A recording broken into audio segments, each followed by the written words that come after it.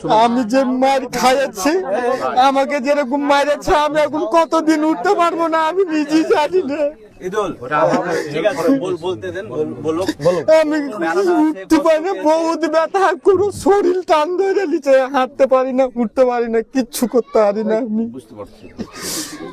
ইদুল শোন, যেটা বিচার হওয়ার সেটা তো হবেই, আর বিচার হবে আর হবে না বলে কিন্তু এটা না, এটা যাতে এখন অসুস্থ আছে ট্রিটমেন্ট করতে পারে, ভালোভাবে চিকিৎসা করতে পারে, হ্যাঁ হসপিটালে দেখিয়েছে, যদি তারপরে ধর বাইরে দেখাতে হয়, ওর জন্য স্বাগতিকের বিধায়ক বাইরন বিশ্বাস মহাশয় এই আর্থিক সহযোগিতাটা করতে বলেছে। আর যেটা অন্যায় করেছে, এটা একটা যারা মানে এই জায়গাটা কোথায় বিজেপির শাসনকালে এই নরেন্দ্র মোদী হচ্ছে একটা বর্বরচিত মানে শাসন চালাচ্ছে।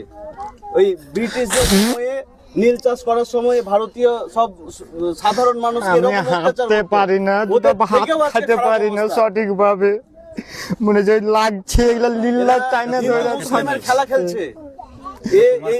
এইরকম পরিস্থিতি তৈরি হয়েছে যখন গোটা রাজ্যে দুর্নীতি শেষ, যখন চাকরি দিতে পারছে না, যখন তোর রাস্তাঘাট খারাপ ভালোভাবে করতে পারছে না, যখন ব্রিজ ধ্বংস হয়ে যাচ্ছে, যখন মহিলারাকে সুরক্ষিত করতে পারছে না, তখন এই হিন্দু আর মুসলিমকে উস্কে দিয়ে সব প্রশ্নকে ঢাইকে এই কাজগুলো করছে। তখন একটা মুসলিমকে মারলে হিন্দুকে খুশি করে ওদের ভোট বাড়াতে হবে। এটা হচ্ছে বর্বরচিত নরেন্দ্র মোদী সরকারের কৌশল, আর কিচ্ছু না।